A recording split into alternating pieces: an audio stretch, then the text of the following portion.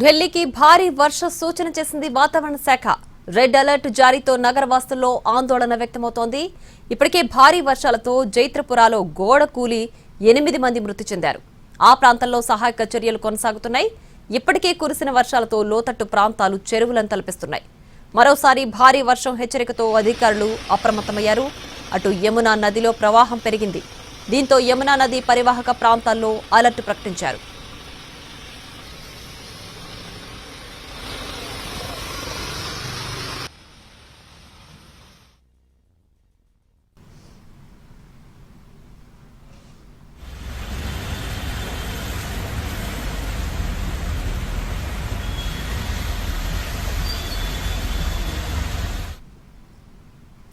ఢిల్లీకి భారీ వర్ష సూచన చేసింది వాతావరణ శాఖ. రెడ్ అలర్ట్ జారీతో నగరవాసుల్లో ఆందోళన వ్యక్తమవుతోంది. ఇప్పటికే భారీ వర్షాలతో జైత్రపురాలో గోడ కూలి 8 మంది మృతి చెందారు. ఆ ప్రాంతంలో సహాయక చర్యలు కొనసాగుతున్నాయి. ఇప్పటికే కురిసిన వర్షాలతో లోతట్టు ప్రాంతాలు చెరువులను తలపిస్తున్నాయి. మరోసారి భారీ వర్షం హెచ్చరికతో అధికారులు అప్రమత్తమయ్యారు. అటు యమునా నదిలో ప్రవాహం పెరిగింది. దీంతో యమునా నది పరివాహక ప్రాంతాల్లో అలర్ట్ ప్రకటించారు.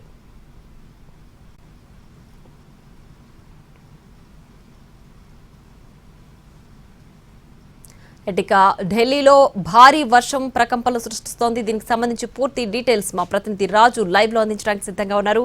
రాజు, చెప్పండి, ఢిల్లీలో రెడ్ అలర్ట్ ఎప్పటి వరకు ప్రకటించారు? అలాగే లోతట్టు ప్రాంతాల ప్రజలకు ఎలాంటి అలర్ట్ జారీ చేశారు?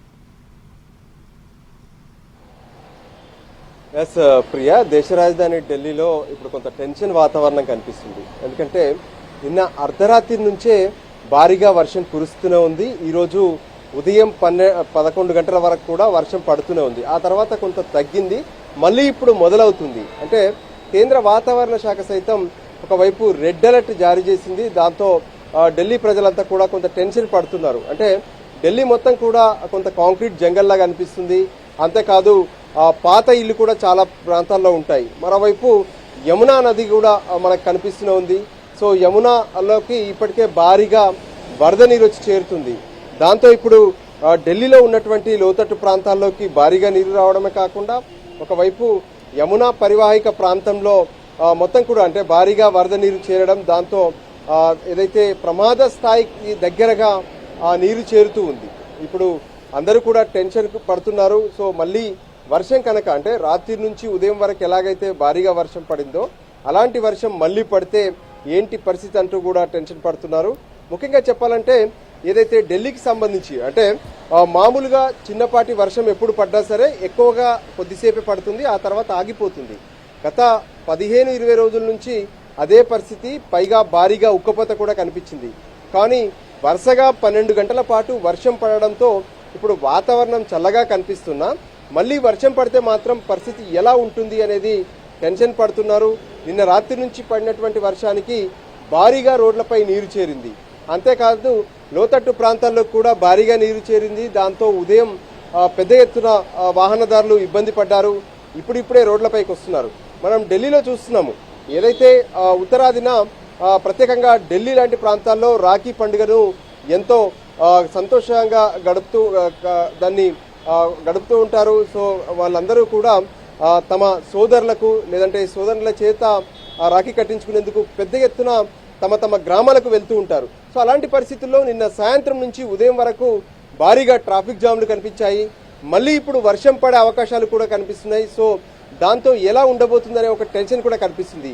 అయితే కేంద్ర వాతావరణ శాఖ ఇప్పటికే ఢిల్లీకి రెడ్ అలర్ట్ జారీ చేసినటువంటి నేపథ్యంలో ఖచ్చితంగా ప్రజలంతా అనవసరంగా రోడ్లపైకి రావద్దు, లేదు ఇళ్లకే పరిమితం కావాలనే విషయాన్ని కూడా స్పష్టం చేస్తున్నారు.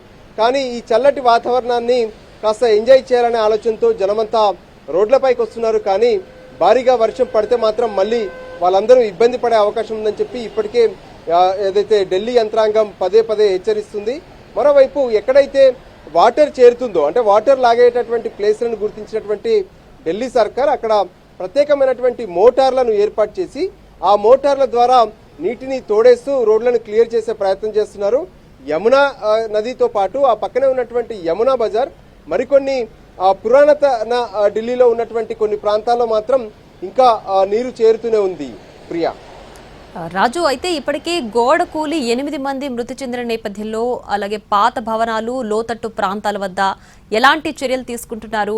లోతట్టు ప్రాంతాల వాళ్ళని వేరే ప్రాంతాలకి తరలించే అలాంటి చర్యలు ఏమైనా చేపట్టారా?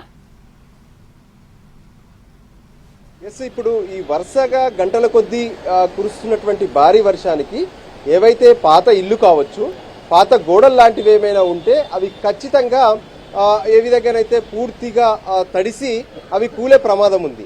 సో ఈ నేపథ్యంలోనే ఆయా ప్రాంతాల్లో ఉన్నటువంటి ప్రజలను హెచ్చరించారు.